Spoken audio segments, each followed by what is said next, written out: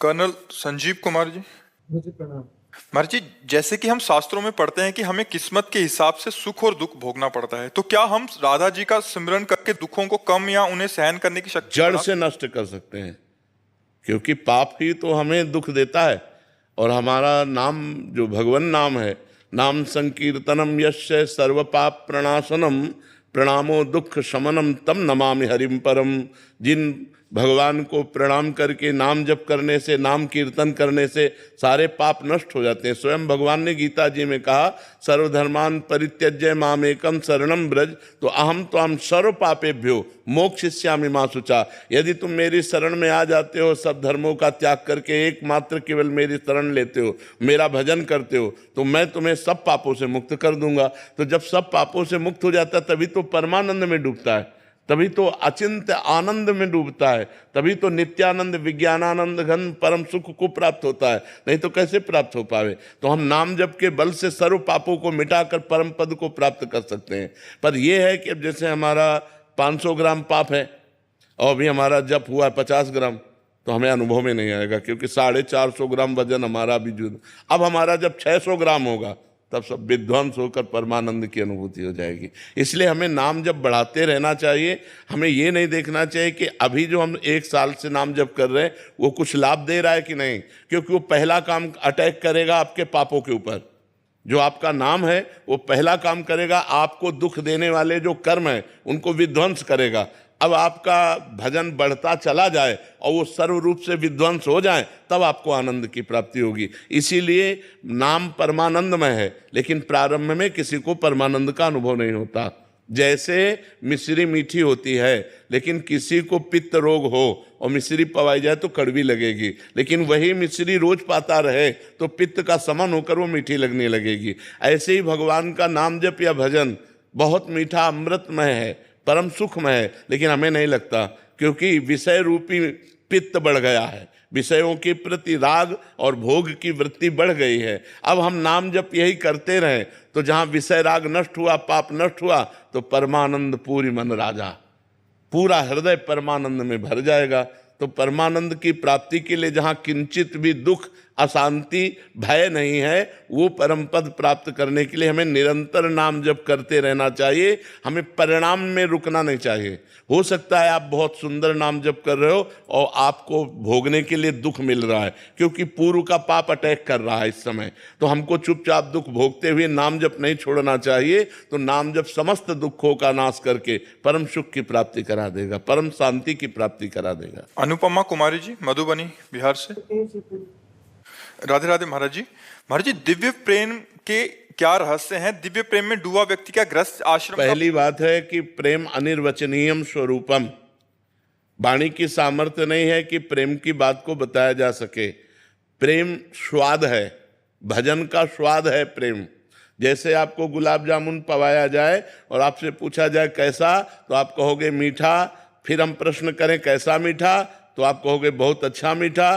फिर प्रश्न करें बहुत अच्छा मीठा मतलब कैसा, तो आप उत्तर दोगे खा के देख लो। आगे है आपके पास उत्तर। तो ऐसे ही प्रेम आनंद में कैसा, बोले परमानंद में कैसा, बोले भजन करके देख लो। जब तक भजन नहीं करोगे तब तक प्रेम का अनुभव गम्य भजे जय संता। प्रेम अनुभव स्वरूप है। प्रेम का रहस्य यह है कि वो जाने मोरी छाती, मीरा जी कहती, मेरी वाणी की सामर्थ्य नहीं कि उसका वर्णन कर सकूं। सूक्ष्मतरम अनुभव स्वरूपम प्रतिक्षण वर्धमानम, जो प्रेम का स्वरूप है, कामना रहितम, कोई कामना नहीं, और वो हृदय के अनुभव का विषय, वो वाणी का विषय नहीं है। जो निरंतर नाम जप करते हैं, भगवान की लीला कथा सुनते हैं, भगवान की सेवा करते हैं, पापाचरण का त्याग करते हैं, धीरे धीरे उनके हृदय में भगवान से प्रेम प्रकट होने लगता है। और जब प्रेम प्रकट होने लगता है तब और कछु न सुहाए, कुछ अच्छा नहीं लगता। नहीं खान पान ते भावे है, नहीं कोमल वसन सुहावे है, सब विषय लगे ते खारा है, हरि आशिक का मग न्यारा है। नारायण हरि भजन में ये पांचों न सुहात, विषय भोग, निद्रा, हंसी, जगत प्रीति, बहुबात, ये अच्छा नहीं लगता। निरंतर भजन करते हुए रोने को मन होता है, मैं अपने प्यारे के लिए रो, कैसे प्राप्त करूं, कोई उपाय नहीं दिखाई दे रहा। हा कृष्ण, हा राधा, आप कृपा करो, आप मिल जाओ। वो रात दिन फिर रोना शुरू हो जाता है। और बिन रोए किन पाइया प्रेम प्यारा मीत, जहाँ रोना शुरू हुआ प्रेम का प्रादुर्भाव हुआ और प्रेम से ही प्रकट हो जाते हैं भगवान। जहाँ हमारे हृदय में प्रेम प्रकट होता है तो हरि व्यापक सर्वत्र समाना और प्रेम ते प्रकट हो ही मैं जाना। भगवान जहाँ देखे इसके हृदय में प्रेम प्रकट हुआ तो भगवान हृदय में ही प्रकाशित हो जाते हैं। प्रेम अनिर्वचनीय है, उसका वाणी के द्वारा वर्णन नहीं किया जा सकता। क्या गृहस्थ आश्रम में इसका पालन किया जा सकता है? बिल्कुल, संसारिक लोगों गृहस्थ के साथ? आश्रम और विरक्त आश्रम ये सब शरीर धर्म है। विरक्त और गृहस्थ ये शरीर होते हैं। अगर हमारा मन तो चक्रवर्ती सम्राट महाराज अम्बरीश, विरक्त महात्मा दुर्वासा जी, विरक्तता की चरम सीमा दुर्वासा जी, एक वलकल की लंगोटी लगाकर दूब का रस पीने वाला, और चक्रवर्ती सम्राट, अनेक रानियां और समस्त वैभव, फेल हो गया महात्मा विरक्त उनकी भक्ति के आगे। सावई मनः कृष्ण पदारविंदयो, मन कृष्ण के चरणों में लगा। चक्रवर्ती सम्राट है और इनको अपनी तपस्या का अहंकार है। तो पूरा चरित्र पढ़ के देख लो, अम्बरीश और दुर्वासा चरित्र।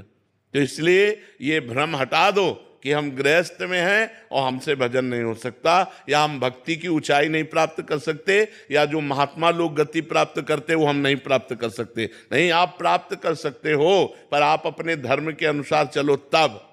गृहस्थ धर्म सबसे बड़ा धर्म है। जितने भी विरक्त महात्मा हुए पैदा कहाँ हुए? जितने भी विरक्त महात्मा हुए उनका पोषण कौन करता है?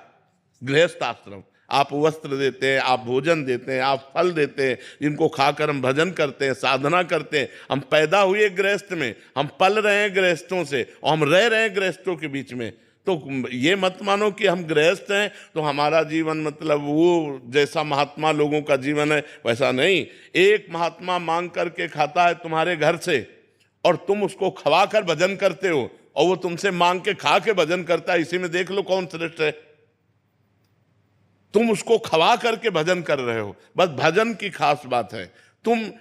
वो अकेले खा करके भजन कर रहा है, तुम पूरे परिवार का पोषण करके समाज को लेकर के भजन कर रहे हो, तुम्हारा महान धर्म है। बस चूक ये हो जाती कि गृहस्थ धर्म में रहते हुए पापाचरण और आसक्ति इतनी प्रबल है कि भजन करना बड़ा कठिन है। अगर ये चूक सुधार लो तो आपको भी वही गति मिलेगी जो एक महात्मा को गति मिलती, वही आपको गति मिलेगी। पूजा जी बेंगलोर से। राधे राधे महाराज जी।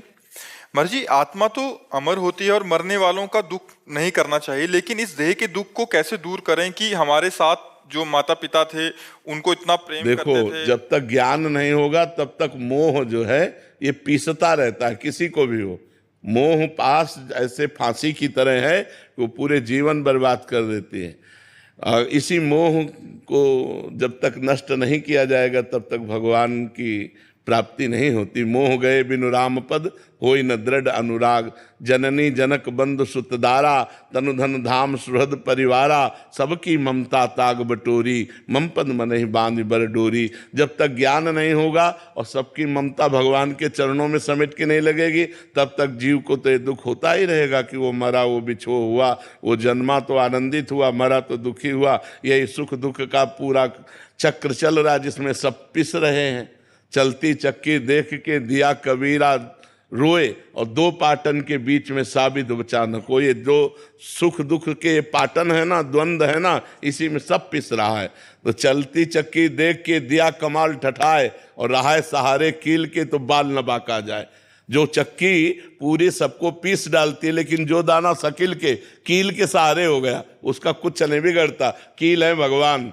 इस संसार रूपी चक्की को चलाने वाले भगवान है। जो भगवान की शरण में चला गया बाल न बाका जाए, वही बच सकता है। इसलिए नाम जप करो, भगवान से प्रार्थना करो कि हमारे अंदर मोह का नाश हो जाए। नहीं, मोह में ही तो सारा जगत फंसा हुआ है। इसी मोह में फंसकर ही दुर्गति को प्राप्त होता है।